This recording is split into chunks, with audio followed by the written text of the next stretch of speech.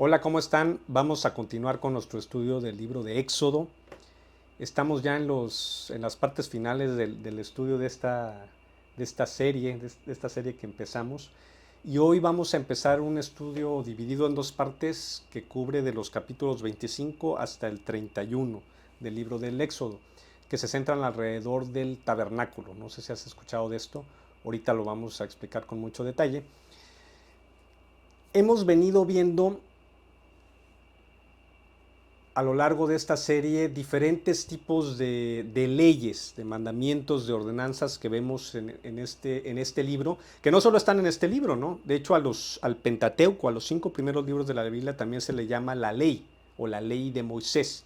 ¿Por qué? Porque precisamente vemos muchas indicaciones, ordenanzas, mandatos, leyes que dieron forma a la nación de Israel, tal cual como la conocemos, al judaísmo propiamente dicho,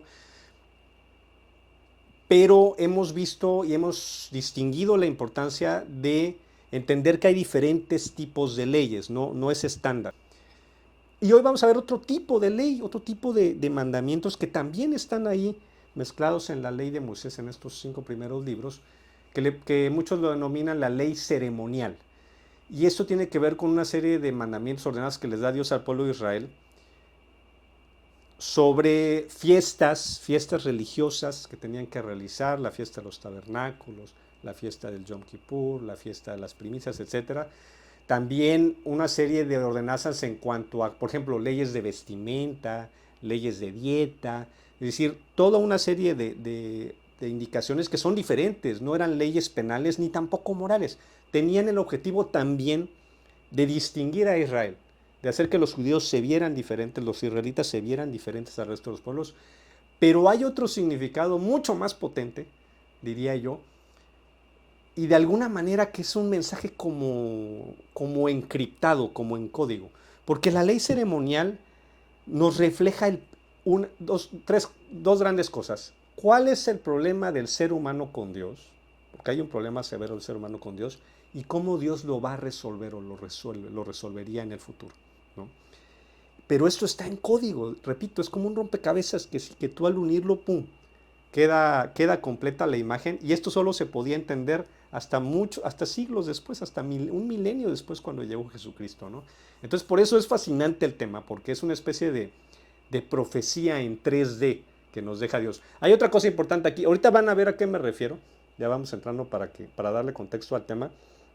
La ley ceremonial, en parte Dios usa estas ceremonias, estos rituales, todas estas cosas que les indica a Dios que siguieran al pueblo de Israel, para enseñarles a un pueblo también iletrado, o sea, porque los judíos no es que fueran tontos, son tan listos como nosotros, eran tan listos como nosotros, sino que eran analfabetas. Recordemos que es un pueblo de esclavos. Entonces Dios usa mucho este tema de rituales, muy gráfico, ¿no? Indicaciones muy gráficas, muy materiales, para transmitir enseñanzas que de otra manera serían más complejas de transmitir, ¿no?, a un pueblo analfabeta. Y aparte de eso nos deja una profecía potentísima en código de lo que Él iba a hacer en el futuro por medio de su Salvador. Entonces vamos a empezar a ver este tema del tabernáculo. Bueno, pues eso es el tabernáculo. Es podría ser una tiendota de campaña prácticamente. Recordemos que ellos, el pueblo de Israel, ahorita está acampando en el desierto, ¿no? Están peregrinando en el desierto hacia Canaán, hacia la tierra de Canaán, y viven en tiendas de campaña precisamente, ¿no? Más o menos, si ven ahí la imagen, la valla, es decir, el largo del tabernáculo, de este semicampamento, minicampamento, eran 45 metros más o menos, 45 metros de largo y aproximadamente 22 metros de ancho. Y bueno, parte importante, ahorita vamos a ir viendo detalle a detalle, es que este tabernáculo, esta tienda de campaña especial que iba a estar ubicada, porque es importante, y tenía que estar ubicada, la instrucción que le da Dios a Moisés es que tenía que ubicarse al centro del campamento. Entonces tienes a las 12 tribus de Israel y les dice 3 tribus de cada lado, 3 tribus viendo a la cara norte, 3 al sur, 3 al oeste, 3 al este. ¿Qué es todo esto, no? ¿Cómo Dios quiere, qué es lo que Dios quiere, por qué pide esto? No es que le pidamos, hazme una casa a Moisés, no tengo dónde dormir. Claro que no, Dios es muy claro en que Él es omnipresente, es decir, está en todos lados, ¿no? Y Él deja muy claro en la Escritura que Él no habita en un lugar particular, ¿no?, hecho por manos de hombre, ¿no? no le podemos construir una casa a Dios, ¿no? Aunque en nuestro pensamiento religioso muchas veces pensamos eso, ¿no? Que Dios está ahí guardado en un edificio a los que llamamos iglesias o templos y que ahí es la casa de Dios, ¿no? No, esto es algo 100% simbólico. Repito, todo esto era muy simbólico. Quería representar un mensaje detrás, ¿no? Entonces Dios dice, bueno, aquí, esta es mi morada simbólica. Aquí yo voy a habitar. Y esta es la primera enseñanza clave, en medio del pueblo. De hecho, si se dan cuenta, le dice, en medio del pueblo estaré yo. Y no porque Dios quiera tener un lugar de preponderancia, que no requiere tenerlo porque lo tiene. Porque Él quiere, el mensaje que Él quiere transmitir es, yo quiero vivir en medio de ustedes. Yo quiero vivir con ustedes, ¿no? Yo quiero vivir con mi pueblo, con mi gente, ¿no? Porque en gran parte para eso los crié, ¿no? Para tener una relación de amor con ustedes. Y refleja este deseo que tiene Dios de estar cerca de nosotros, ¿no? Cerca de nosotros. Que no cuadra con lo que muchas veces creemos o se nos enseña sobre este Dios, ¿no? Que es un Dios muy cómodo, que vive allá en el cielo, en su trono, ¿verdad? Nosotros aquí sufriendo y Él en un lugar perfecto, o que no se interesa por nosotros, o que no le importa si sufrimos, si lloramos, porque Él está en un templo en un lugar de marfil, de oro, no lo sé, de piedras preciosas. No, Él claramente, no solo aquí, sino a lo largo de toda la Escritura, dice, yo quiero vivir en medio de ustedes, con ustedes, ¿no? Y es parte del simbolismo del tabernáculo. Bien importante, y aquí hay otra lección importante.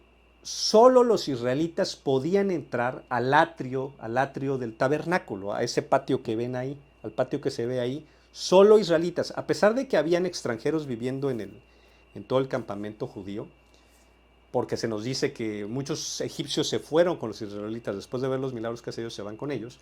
A pesar de eso, solamente los israelitas podían entrar ahí, ¿no? Y reflejar de alguna manera que a la presencia de Dios solo su pueblo tiene acceso. Porque todos los seres humanos somos criaturas de Dios, pero no todos somos pueblo de Dios. ¿Okay? Y eso es una lección importante que hay que entender. Entonces, todo mundo, solo los israelitas podían entrar al atrio del templo, ¿no? Que vemos ahí. Pero como vamos a ver, aparentemente hay un problema. De entrada, esto ya pinta un problema o una contradicción, ¿no? Una aparente contradicción. Dios quiere vivir en medio de nosotros, de la gente, del pueblo. Pero hay como que una barrera. De entrada hay una valla, ¿no? Y de entrada hay una primer restricción. Solo israelitas. Puede parecer de entrada elitista, pero tiene una lógica, ahorita vamos a ver, ¿no? Pero no era la única restricción. De hecho, ahí vamos a ver que ya lo que es la entrada del tabernáculo propiamente dicho, había otro velo, y ahí solo los sacerdotes podían entrar. Para este tiempo en la ley de Moisés se instituye el sacerdocio mosaico, el sacerdocio basado en la ley de Moisés, ¿no? Los sacerdotes solamente podían entrar al sacerdocio los levitas, de la tribu de Levi, de donde pertenecían Moisés y Aarón. Aarón es el hermano de Moisés y era el sumo sacerdote, el sacerdote principal de los israelitas. Entonces, y a esta primer cámara, si ven ahí en la imagen, tenemos una primer cámara dentro del tabernáculo que se le llamaba el lugar santo. Y después de esa ahí se ve otra cortina, otro velo, otra entrada al llamado lugar santísimo. ¿No? Entonces fíjate cómo vas creciendo en santidad, ¿no? Y esto tiene sus propias restricciones, es decir, solo los israelitas pueden entrar al atrio, pero al lugar santo solo los sacerdotes. Y al lugar santísimo, solo una persona, el sumo sacerdote de Israel, y solo una vez al año, en el día de la expiación. Ahorita vamos a explicar esto, ¿no? Entonces vamos viendo que esta contradicción, Dios quiere vivir en nosotros, pero hay algo que impide que eso se pueda materializar.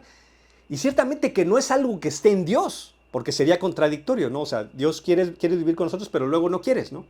No es el tema. El tema es con nosotros. Hay algo en nosotros que impide, a pesar de que Dios quiere tener una relación con nosotros, que nos acerquemos a Él. Y evidentemente eso es el pecado, ¿no? Es el concepto de pecado en el que los seres humanos nos hemos caído, nos hemos quebrado del molde original de Dios, abiertamente y con toda nuestra libertad plena y nuestra conciencia plena, hemos cometido maldad. Y eso ante un Dios que la Escritura dice santo, santo, santo, que no tolera el mínimo de maldad, ni la mínima mentira, ni mínima mentira piadosa, eso nos separa de Él, crea una distancia a nosotros. Y no se puede concretar esta relación con Dios, ¿no? Y de entrada, ¿qué dice Dios? Para que pueda haber algún tipo de comunicación con ustedes, para empezar, tiene que haber un intercesor. Y esa es la figura del sacerdote.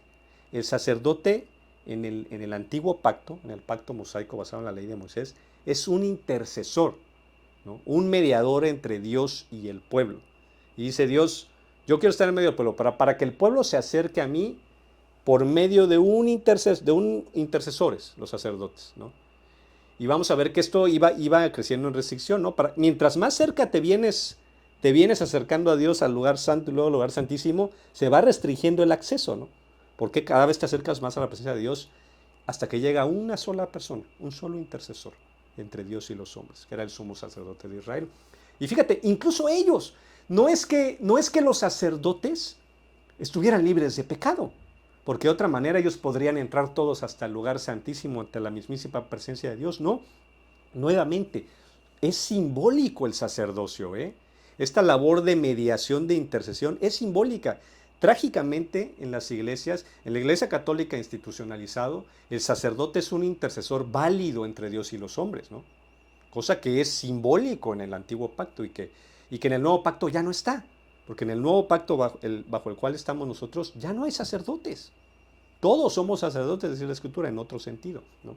Pero entonces, ni siquiera ellos realmente eran intercesores válidos. Era algo metafórico, simbólico. Decía Dios, ok, solamente para mediar tiene que haber una persona aquí entre nosotros dos. Pero ese sacerdote no estaba validado realmente. ¿Por qué? Porque no podían entrar, ni siquiera todos los sacerdotes podían entrar al lugar santísimo, ¿no? De hecho, para que vayamos entendiendo qué implicaba esto, para entrar al lugar santísimo, el sumo sacerdote solo una vez al año tenía que tener mucho cuidado, ¿no? Porque si no lo hacía de la manera en que Dios lo prescribía, ¡pum!, caía muerto, ¿no? Ahorita vamos a explicar por qué este asunto, ¿no? Bueno, de hecho, los sacerdotes, para poder entrar al lugar santo, a la primera división de la tienda, tenían que realizar una serie de lavados rituales, ¿no?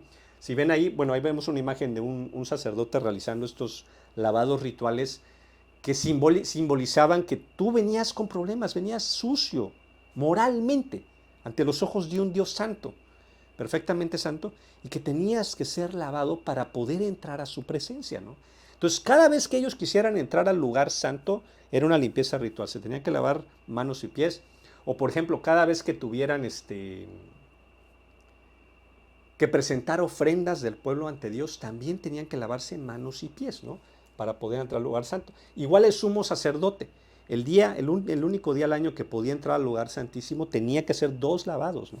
Un lavado para entrar al lugar santo y otro lavado para entrar al lugar santísimo y presentar los sacrificios. Entonces, repito, esto es bien importante que lo entendamos, ¿no? Los sacerdotes son simbólicos, la labor de intermediación. Ellos son tan humanos como nosotros y están tan moralmente caídos como nosotros, ¿no? Entonces, en realidad esto es como si fuera, miren, hay que entenderlo así, ¿no? Como si fuera una obra de teatro, ¿sí? Como si fuera una obra de teatro donde hay ciertas figuras, ciertos personajes que cumplen ciertos roles, ¿no? Y que lo que se quiere es que el autor de la obra quiere transmitir un mensaje. De eso se trata. Quiere transmitir un mensaje que entendamos nosotros, que estamos viendo, ¿no? Tiene una moraleja, pues, la obra de teatro, es como lo tenemos que ver, ¿no?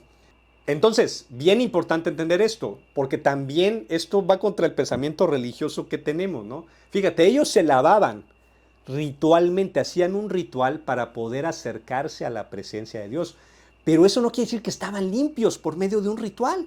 Y así es como pensamos muchas veces, ¿no? Tú dices, no, es que si vengo corriendo desde ¿cómo se llama esta? De la Basílica de Guadalupe hasta, no sé, hasta el sur de México, eso ya de alguna manera me califica para poder acercarme a Dios. Es decir, hago un ritual, una serie de festivales religiosos, fiestas, lo que quieras, que de alguna manera me ponen bien con Dios, ¿no? Dios está diciendo, no. Ese lavado es parte de la obra. Pero tú no puedes entrar así.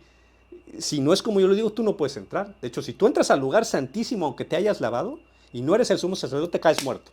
¡Pum! Entonces tenemos que hacer rituales, cumplir con ciertas mandas religiosas, que si el incienso, que si el agua bendita encima. Eso no te acerca a Dios. Eso no te califica a ti para poder acercarte a Dios. Es parte de la enseñanza que que estos mandatos que la ley ceremonial judía intentaban transmitir. Para presentar, ojo, aquí otra parte importantísima, para presentarle ofrendas a Dios, el pueblo, los israelitas, estaban mandando que presentaran ofrendas, ¿no? Ofrendas de la cosecha, ofrendas de ganado ante Dios. Había aquí en el centro del atrio, que se ve ahí en la imagen, estaba este altar de bronce. Y ahí se presentaban y se quemaban las ofrendas. Solo los sacerdotes podían hacer esto, ¿eh? Como ven ahí en la imagen. O sea, tú llevabas tu borreguito o el becerro, lo que ibas a presentar como ofrenda. No es que tú lo ponías en el altar, no, se lo dabas al intercesor. Y él presentaba la ofrenda previamente lavado, tu ofrenda hacia Dios, tu ofrenda de agradecimiento por lo que fuera, ¿no? Entonces, esto también tiene otra enseñanza importantísima, ¿no?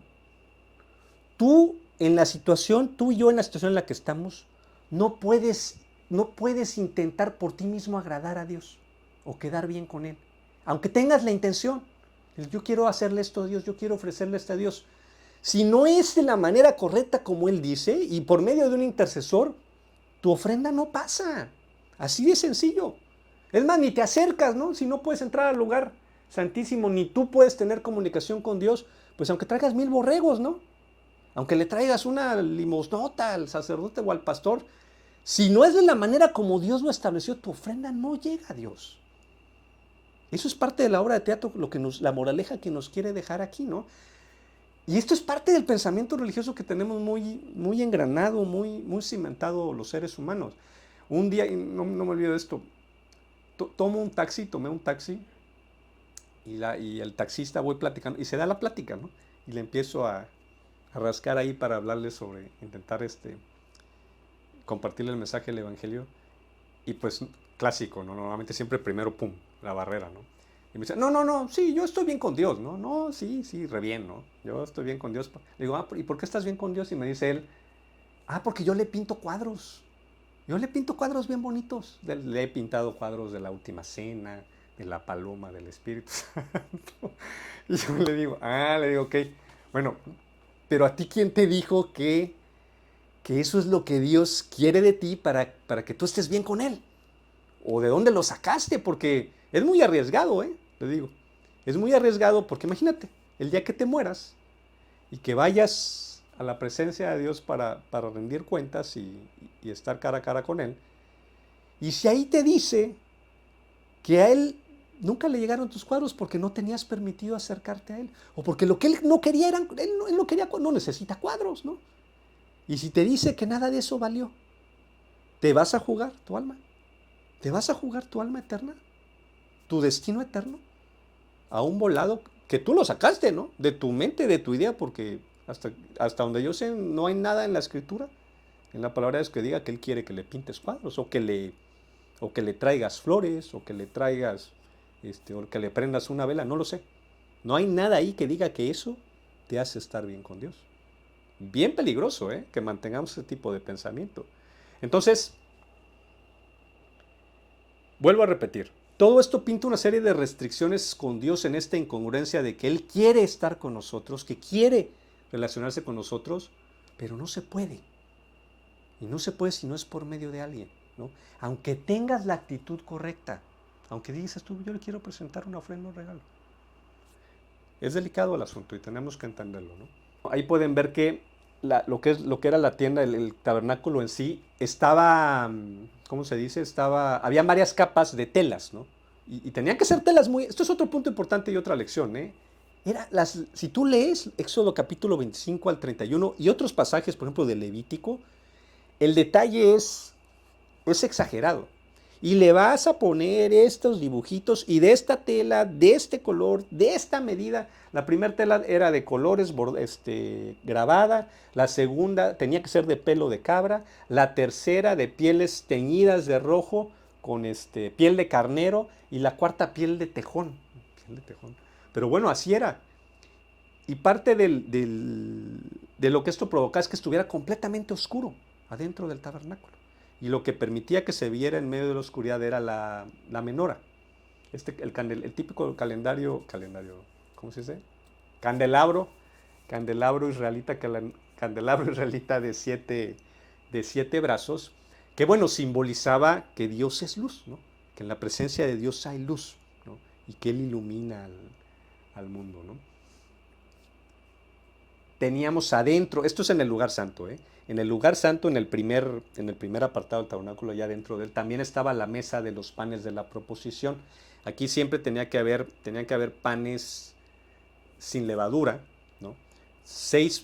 Un pan por cada una de las tribus de Israel, en total 12 panes. Y simbolizaba nuevamente este tema, ¿no? Que Dios quiere, bueno, que Él es el que provee, que Él es el que provee alimento y provee todo, ¿no? Y provee vida espiritual, que es lo más importante, pero que también Él quiere nuevamente relacionarse con nosotros, cenar con nosotros, ¿no? Porque los sacerdotes comían de los panes, solo ellos podían comer y solo ellos podían entrar al lugar santo de los panes de la proposición en la presencia de Dios. Lo que yo diría que es mi versículo favorito de toda la Biblia dice en Apocalipsis 3:20, mira, yo estoy a tu puerta y toco. Si tú oyes mi voz y abres la puerta, yo voy a entrar y vamos a cenar juntos como amigos. Entonces es el deseo y es lo que hay en el corazón de Dios, pero nuevamente ahorita hay una traba, ¿no? Y fíjate, no la contradicción, pero algo que choca, ¿no? En el Nuevo Testamento vemos a Jesús diciendo, ábreme la puerta. Yo quiero estar contigo, puedo estar contigo. Y si tú me abres la puerta, voy a cenar contigo, ¿no? Ya no va a haber un velo, ya no va a haber una restricción, una valla, ya no va a haber un abismo. Podemos relacionarlos. Entonces, del antiguo pacto, de la ley de Moisés, al nuevo pacto después de Jesús, cuando estamos, algo cambia completamente, que permite, pum, que de alguna manera se derrumben estas murallas y podamos entrar a esta relación con Dios. Y de hecho sea Dios, bueno, siempre es Dios el que quiere y el que nos busque es que nos toca la puerta, ¿no? Pero en este tiempo no se podía. Hay una barrera absoluta, ¿no? Bueno, también adentro del lugar santo estaba el incenciario. Ese aparatito, esa cuestión, que todo era chapado en oro, hecho de madera de acacia y chapado en oro. Y ahí pues se presentaban ofrendas aromáticas, incienso, mirra, y dice ahí que eso elevaba un olor grato, ¿no? Un olor fragante para Dios, ¿no? Que representa la oración, ¿no? Representa la oración. Y fíjate nuevamente el tema. Si no es por medio de un intercesor, un mediador, ni siquiera tu oración sube a Dios. Porque tú puedes decir, no, yo todos los días, mi ángel de la guarda, mi Padre Nuestro, o mi oración, o lo que sea, todos los días en la noche al levantarme. Lo que Dios nos está transmitiendo aquí es que ni siquiera tu oración sube a Él, si no es como Él dice, por medio de un intercesor. ¿Ok? Entonces, fíjate cómo podemos estar engañados toda una vida. Pensamos que porque hacemos, según nosotros, cosas para Dios que le agradan a Dios, o porque hacemos adecuadamente los rituales y nuestras oraciones y eso, estamos bien con Dios. Cuando aquí el mensaje que nos estás transmitiendo es, ni tus ofrendas ni tus oraciones pueden venir a mí, si no es por medio de un representante que yo digo quién es. Esto es gravísimo, repito, ¿no? Esto es bien importante que lo comprendamos y lo entendamos, ¿no? El incienso quemado en el incenciario, interesante, ¿no? El humito, el aroma, ahora sí que pasaba por la cortina, por el segundo velo, ¿no? Pasaba al lugar santísimo, a lo que simbolizaba la presencia directa de Dios, ¿no? Entonces fíjate cómo la oración sí llega a Dios, ¿no? A pesar de que haya una separación, pero por medio del intercesor.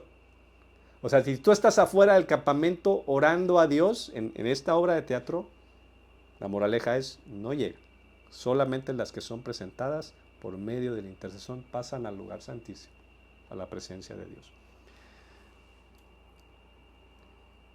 Entonces, hay como 5 lecciones importantes aquí en esta primera parte. Número 1, Dios quiere vivir en medio de nosotros. Se muere de ganas por tener una relación. Para eso nos creó. ¿Por qué? Porque ya dijimos, es un Dios de amor, es un Dios de familia, es un Dios de relación, es un Dios que quiere tener esa interacción con nosotros. Dice un versículo en el Testamento, dice Jesús, llora cuando ve Jerusalén y dice, Jerusalén, Jerusalén, que matas a los profetas y a los que te son enviados. ¿Cuántas veces quise reunirte bajo mis brazos como lo hace una gallina con sus pollitos y tú no quisiste? Entonces en el corazón de Dios está esto, Él quiere estar en medio de nosotros, quiere cenar con nosotros, quiere tener una relación de amistad con nosotros, pero no se puede, al menos aquí. Aquí hay un problema, esa es la segunda gran lección. Hay un problema muy serio, muy severo con el ser humano, que es el pecado. Esta palabra que la tenemos saturada desde pequeños, y yo creo que de tanto repetirse pierde fuerza y adquiere una connotación negativa, ¿no? Y sí es negativa, pero no en la manera en que pensamos, ¿no? El pecado refleja, a final de cuentas, la palabra pecado en hebreo significa que te desvías de lo correcto, del carácter de Dios, ¿no? Y al desviarte, pues no te puedes acercar a Él, porque Él no lo tolera, Él no tolera el pecado. Nos ama como nadie nos ama, pero aborrece el pecado, la maldad. Es como si te quiero abrazar, pero hueles re mal, ¿no? Primero tenemos que hacer algo contigo, ¿no? para que te acerques a mí. ¿Qué tan serio es este tema? ¿Qué tan serio es este tema? Lo suficiente para matarte. Y no hablo de una muerte física, hablo de muerte eterna. Es decir, separación eterna por millones y millones de años de la vida y de Dios. Y de cualquier otra persona, ¿no? Muy grave. Está representado en esta obra de teatro. Y es parte de la moraleja. Tú entras. Tú te quieres acercar a mi presencia sin haber practicado los lavados rituales, sin que seas un intercesor válido, muerte, pena de muerte. Al que quiera entrar al lugar santo sin ser un sacerdote, por ejemplo. Pena de muerte al que no sea israelita y entre al atrio del tabernáculo. Pena de muerte al sacerdote que no sea el sumo sacerdote y entra al lugar santísimo. Cae muerto. Pena de muerte al sumo sacerdote que no entre de la manera como Dios dice, presentando la ofrenda como Dios dijo. Caes muerto. Muy delicado. Tan importante como para matarte eternamente es lo que Dios quiere reflejar aquí. No es cualquier cosa. No es cualquier cosa. Y el problema del pecado es algo que tenemos todos los seres humanos. Por cuanto todos han pecado y han sido destituidos de la gloria de Dios, de la presencia de Dios. Lo suficiente para matarte. Si esto se queda así, si esto no se resuelve, tú nunca vas a poder entrar a la presencia de Dios. Y tal vez tú ahorita dices, pues ¿a mí qué? A mí ni me interesa estar en la presencia de Dios. Pues ahí te va tu vida eterna. Tu vida eterna. Ahí te va la diferencia en estar afuera del campamento, en el infierno, ¿sí? O como parte del pueblo de Dios, que es algo padrísimo, ¿no? No es como normalmente pensamos que va a ser, es algo padrísimo lo que dice la Escritura que Dios tiene preparado para su pueblo en la eternidad, en la nueva tierra y en el nuevo cielo. Pero es muy delicado, muy, muy delicado. Eso lo que tenemos que tener claro. Tercera lección, aquí tu opinión no cuenta, ¿eh? Hay que decir las cosas como son claramente. Aquí yo creo que pintándole cuadros estoy bien con Dios, denegado. Denegado, eso no aplica, eso no cuenta. Yo voy a presentar mis oraciones, yo voy a orar todos los días, 3 horas diarias. Pues si no es como Él dice, por medio del intercesor, denegado, no funciona. ¿Qué hubiera dicho Moisés? Vamos, no, está muy difícil conseguir piel de tejón, vamos a hacerlo de algodón. Denegado, ¿no? Las cosas son exactamente como Dios dice. Esto es una lección importantísima del tabernáculo, ¿eh? Aquí no entra la innovación humana ni la opinión humana. Tú no podías innovar aquí. Son exactamente como Dios dice. ¿Qué quiere transmitir a Dios con esto? La manera para acercarte a mí, y como al final de cuentas vamos a poder tener esta relación, es conforme a mis términos. Conforme a yo digo que tiene que hacer. Tú aquí no puedes innovar. Tú no puedes innovar. No le puedes meter de tu cosecha, ¿no? Es más, vemos, ¿no?, que cuando la gente, incluso bien intencionada, los hijos de Aarón, fíjate, los hijos de Aarón, del sumo sacerdote de Israel, que eran sacerdotes, entran una vez a presentar una ofrenda a Dios de una manera equivocada, como él no había dicho, y cayeron muertos los dos hijos de Aarón. Entonces, era cosa muy delicada, ¿no? Te va la vida eterna en ello. Y esto es tan relevante hoy en día, donde vemos, yo diría ya casi por regla general, a casi todo el mundo diciendo, todas las religiones son iguales, ¿eh? Todas te llevan a Dios. Son diferentes rutas, ¿no? Y son pensamientos muy bonitos, ¿no? Que ojalá fuera así. Todas te llevan a Dios, ¿no? Te acercan a Dios. Porque al final de cuentas todas se tratan del amor. Para empezar, no es cierto, ¿no? Las religiones no se tratan todas del amor. El cristianismo sí, la ética del amor es cristiana. hinduismo, sintoísmo, taoísmo, eso no tiene que ver con el amor, no es lo que promueve, no es lo que se busca realmente, ¿no? Para empezar hay una idea, una concepción muy errónea. Pero lo que está diciendo Dios aquí es, no, no, no. Lo único es el intercesor que yo coloco, el válido. Si no es por medio de él, de este camino, y de esta forma, y en estos términos, no vas a venir a mí, ¿eh? Estás tirando un volado eterno bien grave. Si crees que es como tú, que lo que a ti te guste, que como tú te agrada. Como una vez una persona me dijo, un cristiano, me dijo una vez, yo creo que de lo que se trata es tu propia relación con Dios, ¿eh? Un cristiano que yo sabía que vivía de cierta manera, ¿no? No, es que es tu relación personal con Dios, ¿no? Y sí, el cristianismo es de tu relación personal con Dios, pero a sus términos. Él pone los términos, no tú. No tú le vas a decir cómo va a establecerse y forjarse esa relación. Él dice, no, yo voy a decir cómo es la cosa, ¿no? Aquí discúlpame, pero no tienes vela en el entierro para decir, ¿no? Aquí hay que seguir instrucciones en la ley de Moisés, es parte de la moraleja, ¿no? Entonces, lección 3, tu opinión puede matarte, ¿eh? Bueno, cuarta lección, ya dijimos esto, es por medio de un intercesor. No hay de otra, no hay de otra. Y eso está, por ejemplo, muy bien entendido, pero equivocado, en la Iglesia Católica completamente, porque ahí para la doctrina católica hay muchos intercesores, ¿no? Que te pueden acercar a Dios y hacerte quedar bien con Dios. Está ciertamente Jesús, pero también María, ¿no? Es abogada, es intercesora, los santos, esa es, en la doctrina católica esa es su labor, ser intercesores entre los hombres y Dios, ¿no? Le pides al intercesor para que él le pida al jefe de jefes, ¿no? Que te eche la mano ahí para que se arreglen las cosas, ¿no? Lo que habría que analizar es si Dios dijo que ellos son intercesores válidos. Porque si no son intercesores válidos, o sea, no, señor. Hay un Fíjate, ya para la presencia directa de Dios solo hay un intercesor, el sumo sacerdote de Israel. Es el único. Y ahorita no hay sumo sacerdote. Entonces vamos a ver cómo se arregla este tema, porque si ni somos judíos, ni siquiera no tenemos acceso ni siquiera al atrio del tabernáculo, menos a un sacerdote, no menos al sumo sacerdote de Israel, que ahorita no sé si, creo que no hay, ¿no? No hay un templo, ni siquiera no hay un tabernáculo en Israel para poder cumplir con la ley de Moisés como lo establece. ¿Por qué? Porque la ley de Moisés ya quedó derogada en el antiguo pacto. Ahorita hay otra manera de acercarse a Dios, pero es por medio de un intercesor y solo un intercesor. Entonces, quinta lección, los sacerdotes o las figuras religiosas no son intercesores válidos. Te lo está diciendo la misma obra de teatro, ¿no? Es solo una obra de teatro para que entiendas el punto y entiendas lo delicado del tema y las implicaciones que tiene para ti y para los tuyos, ¿no? Ellos no, si ellos ahora sí que son actores igual que nosotros, ¿no? Nada más le ponían una ropita para cumplir su rol, pero están tan emproblemados como nosotros. ¿Y cuántos hay sacerdotes y cristianos, perdón, católicos y cristianos, y en realidad de todas las religiones, incluso las asociadas a la Biblia, que ellos creen que todo se trata de tener al intercesor correcto, ¿no? No, ya, el sacerdote ya me dijo que va a presentar una ofrenda por nosotros y va a orar por nosotros. Ya el pastor, mi pastor, yo le confío todo, mi pastor me va. Pues mucho cuidado, ¿no? Mucho cuidado con esos intercesores porque son iguales que tú. Tienen un rol que jugar diferente, ¿no? Para empezar, ahorita ya ni siquiera, repito, ya no hay sacerdocio mosaico, ¿no? Pero,